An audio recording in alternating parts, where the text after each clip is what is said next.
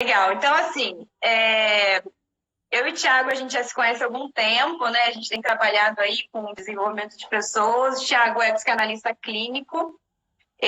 A minha formação é em RH, trabalhei com consultoria, trabalho dentro de empresas, dando treinamentos, trabalho com coaching e hoje curso psicologia também.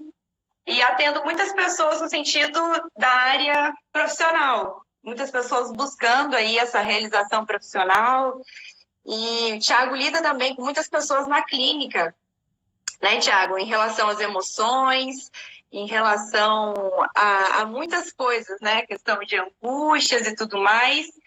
E uma das coisas que a gente queria falar, vou falar para o Thiago também se apresentar um pouco, falar um pouco da trajetória dele. E Tá, a gente vai começar um papo bacana sobre isso. Bom, como a Flávia falou, eu sou psicanalista clínico, mas minha formação não é de psicologia.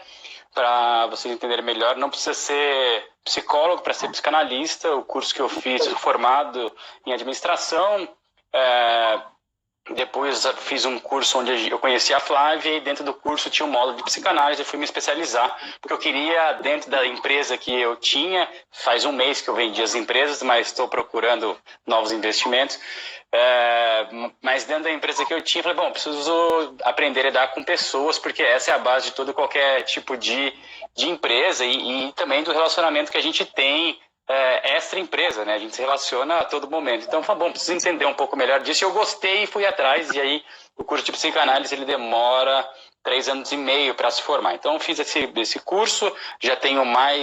Eu tenho quase um pouco mais de 4 anos, 4 anos e pouco na área clínica de consultório. Então, eu tenho um consultório aqui em São José dos Campos também, onde eu atuo, atendo, e é uma área que eu gosto bastante. Então, essa é a minha trajetória e acho que calhou muito eu e a Flávia, porque ela trabalha muito a parte profissional e eu também dentro da minha empresa, né, eu consegui trazer coisas da psicanálise e implementar lá o que, se a gente conseguir compartilhar tudo aqui, eu tenho certeza que teve bastante resultado lá e eu gostei bastante, foi bem expressivo o resultado que eu tive. Legal, Thiago. Valeu. Realmente é uma tensa experiência aí, né? A gente vai dividindo isso aos poucos. Com certeza a gente vai fazer mais lives aí para essa troca e acho que vai ser bem legal. Renata tá falando que a conexão lá tá meio ruim. A conexão aí tá boa, Thiago? Você tá me vendo bem? Tá falhando um pouquinho a sua voz, que tá chegando trêmula, mas tá bem, tá tranquilo. Isso aí de boa. Tá, se tiver muito baixo, você me avisa. Tá, deixa eu aumentar aqui. Tá legal.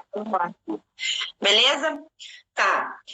Bom, a gente chegou a comentar que a gente ia conversar um pouco sobre como a psicanálise, como a visão da psicanálise pode contribuir com o desenvolvimento profissional das pessoas. Uma das coisas, Thiago, que eu mais tenho trabalhado, que as pessoas mais me procuram, na verdade, dentro do coaching, do executive coaching, é que, assim, à medida que a gente caminha no século XXI, a gente tem ouvido muito falar sobre realização no trabalho, sobre felicidade, sobre propósito. As pessoas estão buscando um sentido naquilo que elas fazem, certo? Sim. Mas, ao mesmo tempo, a gente ouve muito falar em pessoas que estão adoecendo dentro do trabalho, dentro das suas atividades profissionais, né? E eu queria saber, na sua visão, na visão da psicanálise, por que é importante a gente entender as nossas angústias, as nossas emoções, por exemplo, as nossas idealizações. Às vezes eu sonhei para mim um tipo de carreira, um tipo de trabalho, e eu chego na empresa e me deparo com coisas totalmente contrárias daquilo que eu idealizei. E às vezes eu não sei lidar com isso, acabo adoecendo, acabo levando isso para a minha vida, e a gente tem ouvido falar de muitas pessoas aí, né, com depressão. Então, qual a importância da gente conhecer, lidar com essas angústias, olhar para dentro de si, entender as emoções, entender essas idealizações, que nem sempre é aquilo que a gente sonhou para a nossa vida, para a nossa carreira, como a gente consegue trabalhar isso? Sim, legal. Dá para explorar várias coisas. Uma das coisas legal que legais que a gente vê muito consultório, você falou de idealização, né? O que eu consigo perceber muito é que a gente tem que trocar a idealização pelo ideal. Muitas vezes a gente confunde, né? A idealização é aquilo que eu coloco a nível fantasioso, a idealização é aquilo que eu acho que é legal para mim. Aí, por exemplo, eu idealizo o relacionamento, idealizo um trabalho. E aí, quando eu idealizo, eu acabo esquecendo um pouco da parte real, que tem a parte chata de qualquer trabalho, tem a parte burocrática, por mais que eu goste do trabalho, tem aquela parte chata. Então, eu tenho que trocar a idealização pelo ideal, né? E não tem como eu ter um ideal se eu não me conheço, se eu não sei o que eu sou, se eu não sei o que eu gosto de fazer. Eu sempre gosto de dar um exemplo do seguinte: a gente passa, às vezes... pegar só a faculdade, a gente estuda 4, 5 anos, dependendo da faculdade, uma competência intelectual para a gente desenvolver aquilo, né? Para desenvolver aquele trabalho que a gente gosta. Mas o quanto que eu me estudei, eu estudo 4 anos, várias matérias, mas quanto que eu me estudei, quanto que eu debrucei, por exemplo, às vezes 10, 15 minutos sobre mim, saber quais são as minhas emoções, o que eu gosto, o que eu não gosto, o que eu deixei de fazer, por que eu gosto de tal coisa, por que eu não gosto. E aí, a partir do momento que como eu me construo, né? A partir do momento que eu entendo como foi a minha construção pessoal, e também entra muito da gente analisar como é que foram a criação dos meus pais, né?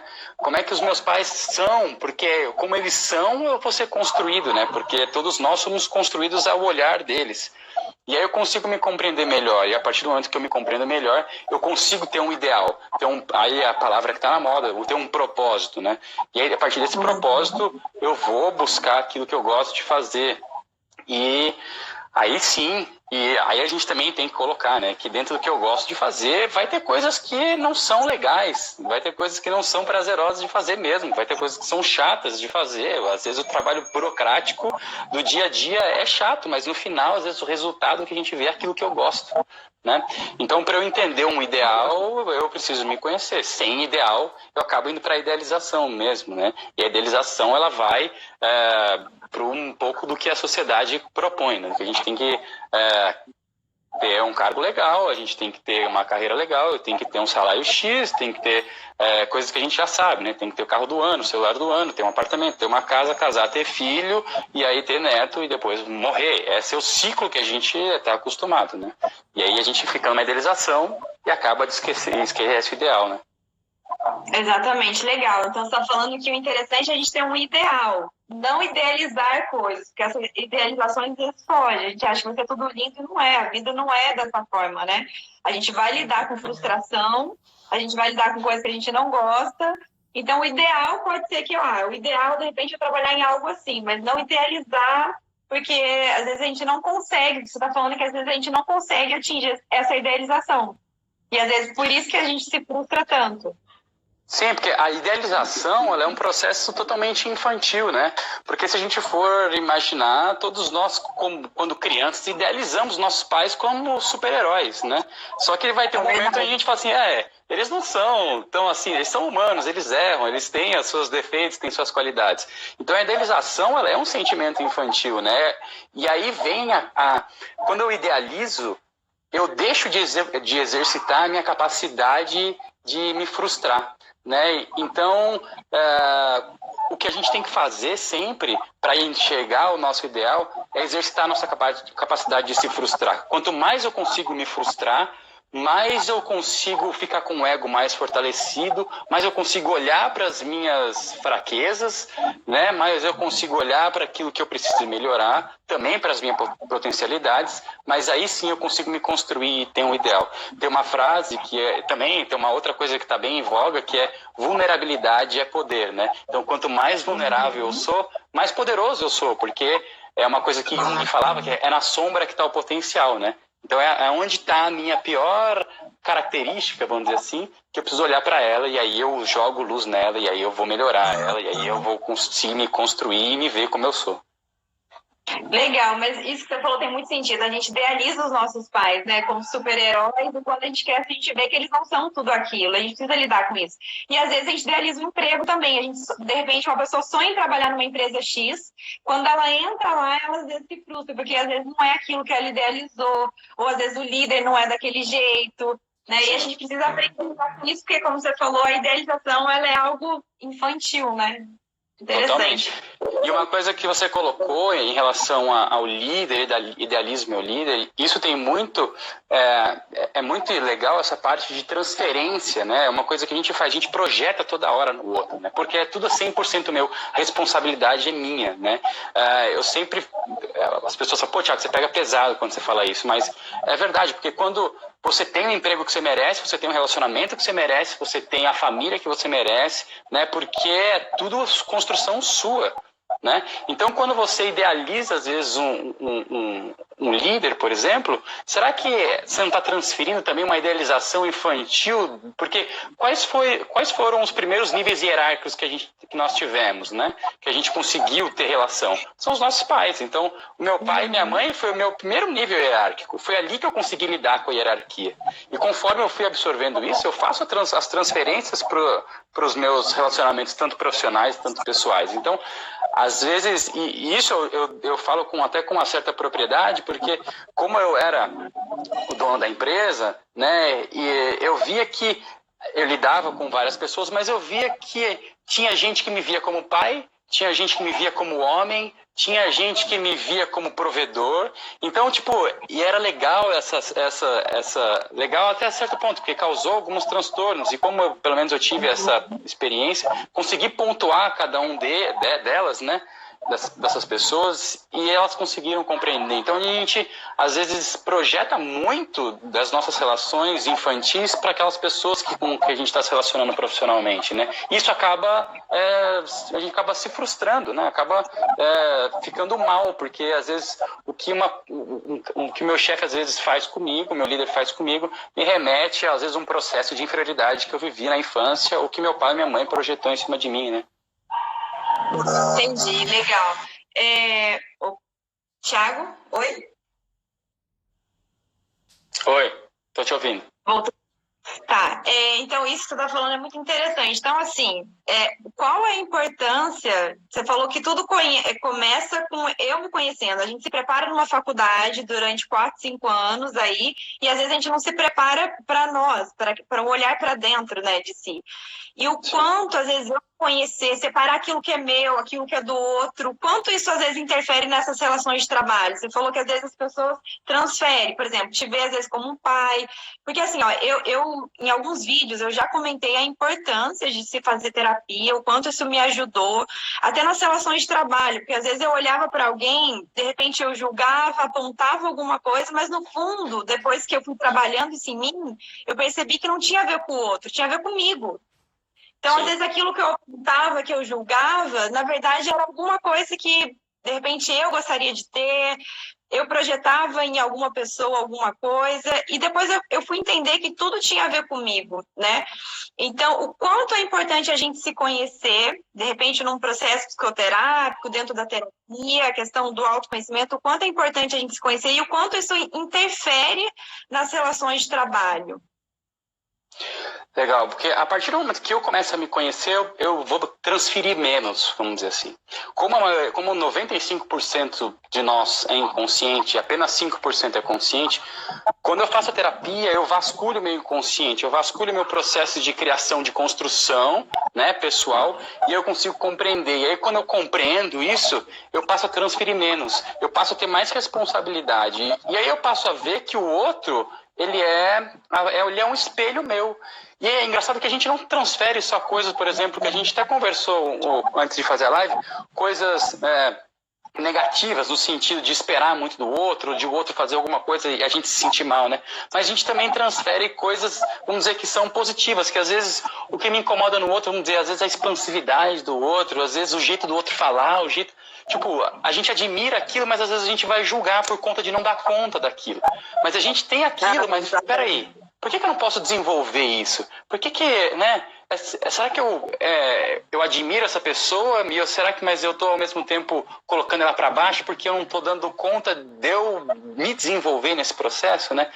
Então é legal essas projeções, porque uma das coisas que a gente tem que entender é que nós somos potencialmente tudo.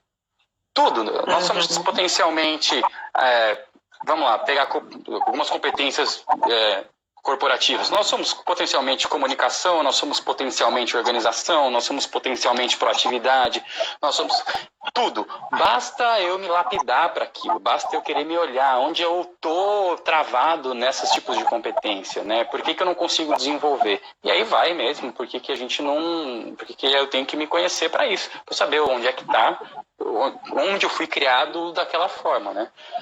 E eu brinco que, por exemplo, por que lá dentro de casa nós somos em 4 irmãos? Porque eu falo que lá em casa a gente tem 4 pais e 4 mães.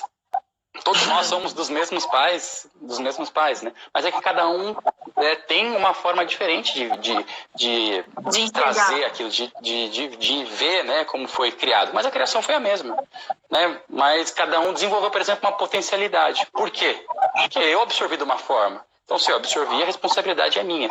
Aí cabe ao meu processo de ver aonde foi, talvez, que eu, pela minha responsabilidade, mesmo que seja ela infantil, mas que hoje eu sou adulto e posso ver isso, eu posso olhar para aquela história, mudar aquilo e despertar meu potencial e vambora, né?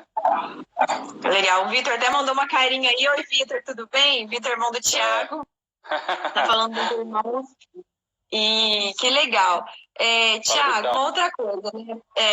Dentro do coaching, por exemplo, quando a gente trabalha competências, quando a gente trabalha carreira, existem muitas pessoas que querem, por exemplo, ser promovidas, pessoas que querem ser realizadas no trabalho, pessoas que desejam empreender.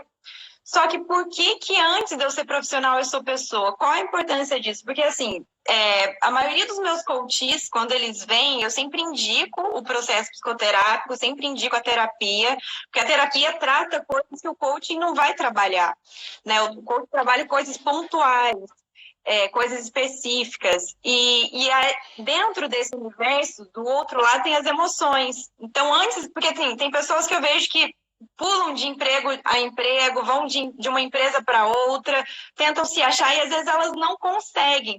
Mas isso tem a ver com a vida pessoal, porque se isso não está bem resolvido, isso também interfere na relação do trabalho em si, na carreira, na vida profissional. Então, por que uma coisa não consegue ser desassociada da outra, a vida pessoal com a vida profissional? Por que a gente precisa estar bem enquanto pessoa para que a gente também consiga fluir, desenvolver em outras áreas da nossa vida, como a vida profissional também. Flávia, quando você fala disso, eu lembrei, na verdade, dentro do caso do MBM até, eu não vou citar o nome aqui, obviamente, mas que dentro do processo do MBM, essa pessoa tinha uma empresa, né? E aí, a hora que ela terminou o curso, a gente terminou o curso, ele continuou um pouco mais com a empresa e depois fechou. E aí depois eu fui bater um papo com ele, por que ele fechou a empresa? Porque ele falou assim, cara, porque eu estava fazendo uma coisa por reparação ao meu pai. Porque eu precisava provar para o meu pai que eu era bom o suficiente e ele gostava disso, então eu fui desenvolver uma empresa disso e ele tinha que mostrar para ele que era bom.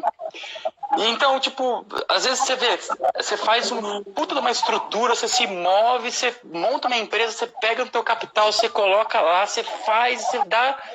E no final, para que você está fazendo isso, né? Será que é para você provar algo para alguém? E esse processo às vezes é muito inconsciente, porque ele começou a empresa fazia 2 anos antes de entrar no curso que a gente fez. Então ele estava rodando 2 anos a empresa, e no 3º ano que ele teve o insight, porque ele fez o curso, que senão talvez se não tivesse feito, ele teria continuado, né? E dentro também da minha empresa, eu fiz curso de coach também, então eu aplicava com elas, com a minha equipe, né? Eu gerenciava a equipe comercial e os outros sócios gerenciavam as outras partes. Então, eu fazia encontro com elas semanais, assim, todas as segundas-feiras.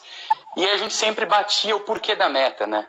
Por que da meta? E muitas das pessoas realmente era por dinheiro. Mas a partir do momento que ela entendeu que tem um propósito de que talvez não era o dinheiro, mas sim, tipo, eu vou fazer aquilo porque eu quero mudar de casa, ou porque eu quero ter uma vida melhor para os meus filhos, ou porque eu quero dar uma qualidade de ensino melhor para as pessoas que estão na minha família, aí, por incrível que pareça, começou a se vender mais. As pessoas começaram a tomar mais posse daquilo que elas gostam de fazer e daquilo que é importante para elas. Porque teve até um caso de uma menina que chegou e falou assim, puta, eu quero mudar de casa. Tá bom, então vamos lá. Mas a gente começou a investigar, por que você quer mudar de casa? Porque você mora com seus pais, é confortável. Aí, enfim, resumindo, ela queria mudar de casa porque ela tinha que provar para a mãe dela que ela era competente. Mas a partir do momento que ela ficou com essa situação, que ela não precisava provar nada para ninguém, que era mais uma insegurança dela, ela não mudou de casa, mas aí ela começou a trocar o carro, ela colocou o filho dela no ensino melhor. Entende? Mas às vezes a gente faz uns movimentos inconscientes de que é um gasto de energia imenso para provar alguma coisa para alguém que não tem nem necessidade. Né? Então a importância de se conhecer, lógico, é por causa disso, né? Por que eu tenho que fazer determinada coisa? E será que quando eu vou empreender, eu estou fazendo porque realmente eu gosto daquilo? Ou é às vezes para provar alguma coisa para mim, porque eu tive esse insight, eu fui incutido nesse insight lá atrás, né? Pelos meus parentais. Que legal, interessante isso, né? Porque realmente, às vezes as pessoas patinam, abrem um negócio, quebra, abre outro negócio, às vezes elas acabam não dando certo em algum negócio que elas empreendem.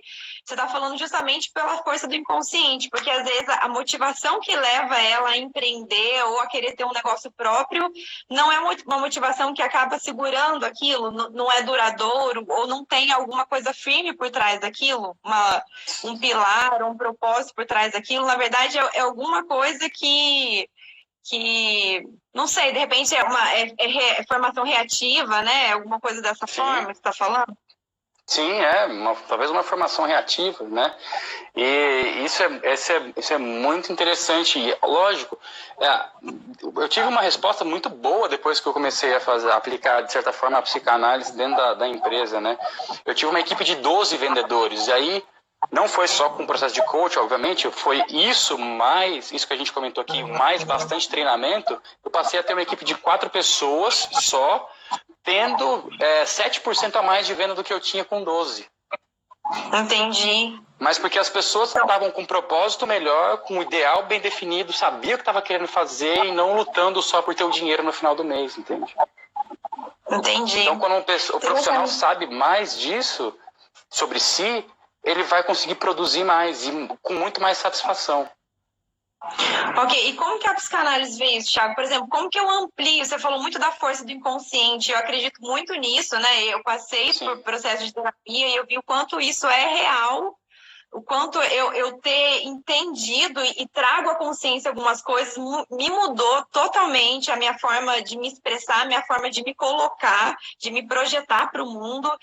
E assim, o que você falaria para uma pessoa que quer ampliar esse nível de consciência, sabe? Ela sente que tem alguma coisa que está arraigado, que puxa, mas ela não tem essa consciência de, nossa, será que é meu inconsciente? O que tem no meu inconsciente? O que me segura? O que me trava? Como uma pessoa amplia esse nível de consciência? Traz para o consciente as questões inconscientes. Sim. Uma coisa que o inconsciente sempre faz, ele procura a cura a todo momento. Sempre. O inconsciente procura a cura. Então, uma das coisas simples da gente perceber são os processos repetitivos que a gente vem tendo. Os processos repetitivos, às vezes, de sentimento. Muitas das vezes é meio mascarado. O inconsciente, ele mascara as vivências, mas elas são repetitivas no sentimento, né? Então, às vezes, por exemplo, eu entro e saio, coisas básicas que a gente às vezes consegue ver. A pessoa que entra e sai no trabalho, fica lá 6 meses, é um macaco de emprego lá, fica pulando de galho em galho, né? Ou eu posso durar em relacionamentos corporativos, mas eu sempre estou trocando, sei lá, cada 2, 3 anos eu troco, porque hoje a gente sabe que uma rotatividade de 2, 3 anos ela está considerada ok, mas eu sempre estou, por exemplo, eu sempre caio com com um líder que ele é filha da mãe, cara, que o cara me esculacha, mas o que eu suporto aquele negócio, que eu fico lá me corroendo, meio masoquista aquele processo, mas eu tô lá. Então, tipo, se a gente começar a analisar os ciclos de sentimento que a gente sempre vem e que eu não consigo quebrar, tipo, peraí, mas de onde que vem? Ah, puta, é um sentimento que isso aqui me causa raiva. Mas por que tem me causado raiva? De onde vem? Então eu começo a buscar o que causa raiva em relação ao meu processo de criação. Enfim, é o processo repetitivo. Eu sempre vou estar repetindo processos, né? E como eu disse, às vezes eu posso ter um movimento contrário ou um movimento paralelo, né? Isso é dentro de um caso clínico, uma pessoa que era totalmente, ela era boa no trabalho, né? Ela é extremamente boa, competente no trabalho, mas os relacionamentos pessoais dela eram totalmente opostos, era o fracasso, né? Mas porque ela teve algumas questões onde ela não vamos dizer, não transferiu para o trabalho, por algum mecanismo dela, óbvio que eu não vou me estender aqui, mas porque relacionamentos pessoais ela começou a se sabotar, né? Entendi. Então você está dizendo, por exemplo, isso pode aparecer também em relacionamentos, pessoas que às vezes não conseguem parar com o parceiro, não conseguem ficar sozinha.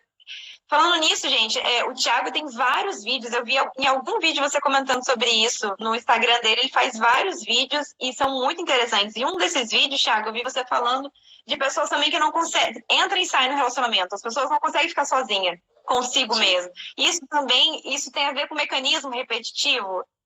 Tem, lógico, porque é um mecanismo de carência, né?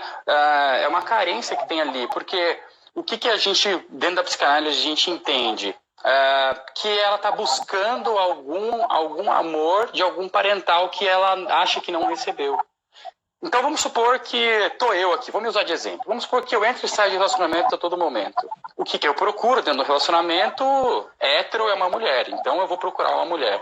Só que o meu inconsciente, ele não sabe que aquela mulher que eu estou procurando é a minha mãe, ela identifica só como mulher. Ele não entende que eu tenho uma mãe, que eu tenho lá a Flávia, que eu tenho a Luciana, que eu tenho outras. Mas ele entende que eu tive um gap de afetividade do feminino. Então eu vou sempre procurar dentro do feminino suprir essa carência. Só que aí a gente tem que voltar sempre no meu momento original. De onde é a carência que eu tenho que suprir? É da minha parte materna. Então, se eu não suprir da minha parte materna, eu vou estar sempre repetindo nos meus relacionamentos. E óbvio que ninguém vai dar conta. Eu sempre vou exigir da outra pessoa para que ela supra essa carência. Só que não é dela que eu estou exigindo, entende? Não é dela que eu quero. Eu não tenho que resolver com ela. Eu tenho que resolver lá atrás com a minha mãe. E é sempre esse processo. E óbvio, a psicanálise sempre vai colocar os pais e as mães como processo principal, porque pai e mãe é parental, tá? Parental é aquele que nos cria, não necessariamente tem que ser pai e mãe. Pode ser um tio, uma tia, uma avó, um vô, mas ele sempre vai porque a gente é constituído sobre o olhar de um adulto, e todos nós fomos, então é através deles que a gente é constituído, então é por isso que eu tenho que olhar, né? E todo mundo brinca, Freud ele perseguia as mães, lógico, porque a gente foi criado por eles, né? Pelo pai e pela mãe, né? Faz muito sentido isso, que interessante. Então, enquanto eu não trago a consciência, não trabalho isso, por exemplo, teve um gap em alguma relação com os meus parentais, às vezes eu repito isso e busco isso em relacionamentos. Essa falta, às vezes, que eu tive, alguma coisa mal resolvida, eu sempre vou buscar isso, às vezes, nos relacionamentos que eu tenho. Então, por isso da transferência também, né? De repente, às vezes eu olho, sei lá, às vezes o meu líder transfira alguma coisa ali para ele que às vezes não tem a ver com ele, mas tem a ver com uma figura que eu tive lá atrás.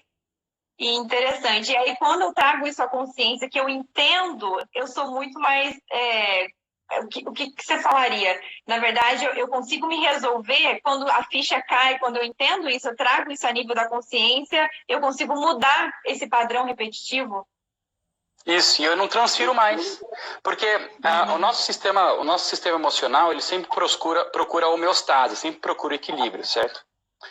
Então, se eu estou descompensado internamente, eu não olho para essa descompensação, o que eu vou fazer de forma automática? Vou tentar compensar externamente. Então, vamos supor, voltando no exemplo, se eu tenho uma carência, vamos colocar em números, se eu tenho uma carência afetiva feminina, no meu caso aqui que eu me dei, de -10, eu vou tentar procurar no externo uma pessoa que me supra com mais 10, para eu chegar e zerar e equilibrar. Entendi. Entende? Mas a partir do momento que eu vejo internamente e lá me resolvo, e aí eu coloco lá, vamos supor que eu zere.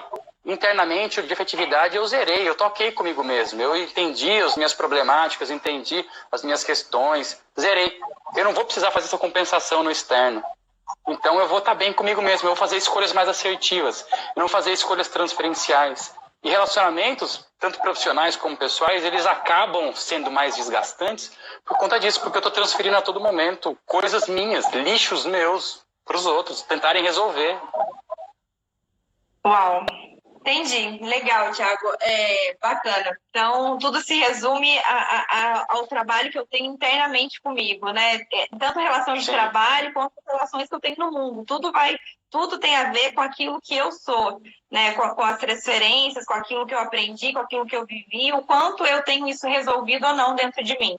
Então, as relações de trabalho, elas são influenciadas pelas relações que